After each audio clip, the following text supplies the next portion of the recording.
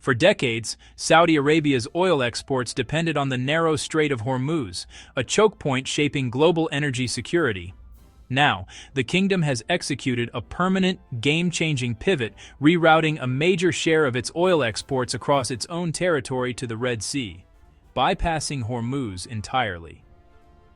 Years of planning and billions in infrastructure have transformed a backup pipeline into a primary artery, reducing Iran's leverage and rewriting the rules of global oil logistics.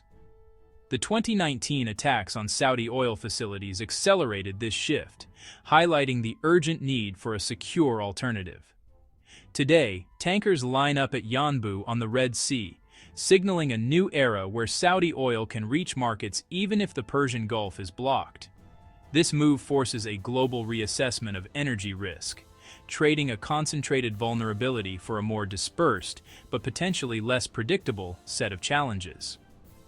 The desert, not the Gulf, is now the front line in the battle for energy dominance. The Strait of Hormuz, a narrow waterway, has long been the world's most critical oil choke point, transiting a fifth of global oil. Its vulnerability is legendary, just a few miles wide, flanked by Iran, and constantly threatened with closure during regional crises.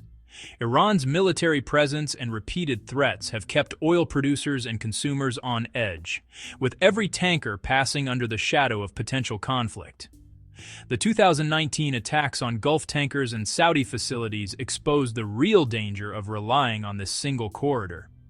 In 2026, Iran's blockade of Hormuz turned theory into reality. Hundreds of tankers stranded, oil prices soaring, and insurance costs exploding.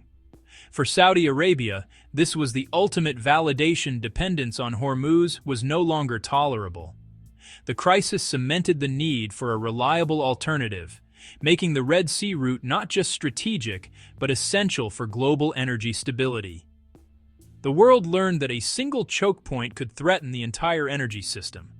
Saudi Arabia's pivot was no longer optional, it was survival.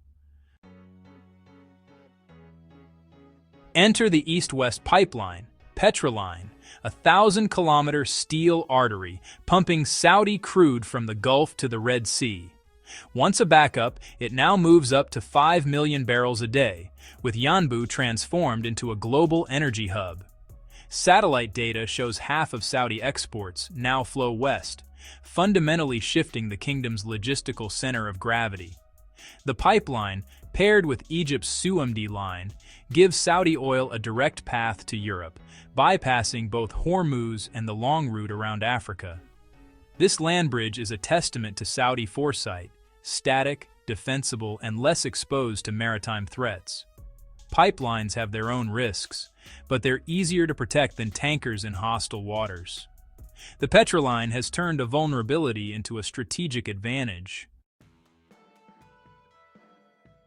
Bypassing Hormuz has made the Red Sea and its Bab el-Mandeb Strait the new epicenter of Saudi oil exports. Millions of barrels now flow west, making the Red Sea corridor vital for Europe and the Americas. But this solution swaps one choke point for another. The Red Sea is flanked by unstable states, especially war-torn Yemen. Non-state actors like the Houthis have shown they can strike shipping with missiles and drones, introducing unpredictable risks. Unlike Hormuz, where threats are state-driven, the Red Sea's dangers are fragmented and harder to counter. Defending this vast, porous corridor is a complex challenge for Saudi Arabia and its partners. The Red Sea route increases flexibility, but also multiplies the sources of risk. Global energy security now depends on the stability of two choke points, not one. The Red Sea is no safe haven. Yemen's conflict has turned Bab el-Mandeb into a battleground. Houthi attacks on shipping have driven insurance premiums sky high, adding up to $15 per barrel and fueling global price volatility. Shipping companies face a tough choice: pay exorbitant fees or detour around Africa, losing time and money. The region is crowded with naval forces from the US, Europe, China, and regional powers, raising the risk of miscalculation. Asymmetric threats, missiles, drones, and fast boats, can strike with little warning, keeping crews on constant alert.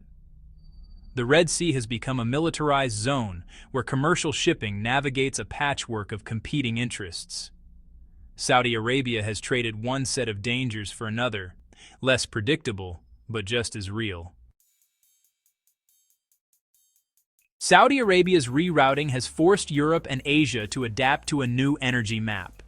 Europe now relies on Red Sea flows and the assumed pipeline, gaining resilience against Hormuz disruptions but inheriting Red Sea risks. Attacks on shipping have driven up costs and forced European navies to patrol distant waters. For Asia, most Saudi oil still comes via Hormuz, but the Red Sea route offers a backup, providing some reassurance during crises. Now, both continents must monitor two choke points, not one, complicating their energy security calculus. Asian importers are diversifying supplies and building reserves, bracing for disruptions in either corridor. The world has moved from a single point of failure to a web of interconnected risks. Energy security is now a balancing act across two volatile regions. Saudi Arabia's bypass of Hormuz is a direct blow to Iran's strategic leverage. Tehran's ability to threaten global oil flows is diminished. Riyadh can now export large volumes without passing under Iran's guns. The 2026 blockade proved Saudi resilience. Its economy and global markets withstood the shock thanks to the Red Sea route. This shift has also strengthened Saudi leadership within OPEC and the Gulf, as its dual ocean capability sets it apart. The competition for energy security has become a contest between maritime corridors, drawing in the US, China, and other powers.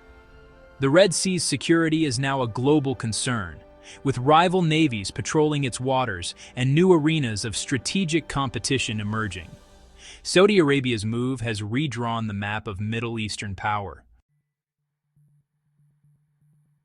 Saudi Arabia's strategic pivot has secured its own exports, but has it made the world safer? The Red Sea is now a critical choke point, vulnerable to asymmetric threats and regional instability. Global consumers must watch two volatile corridors, stretching naval and insurance resources thin. The risk hasn't disappeared.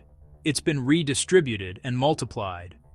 The world now faces a dual-risk environment where a crisis in one corridor could trigger chaos in the other. Saudi Arabia has bought itself insurance, but the premium is paid in global uncertainty and new security dilemmas. The question remains: have we solved the problem, or just traded it for a more complex set of challenges?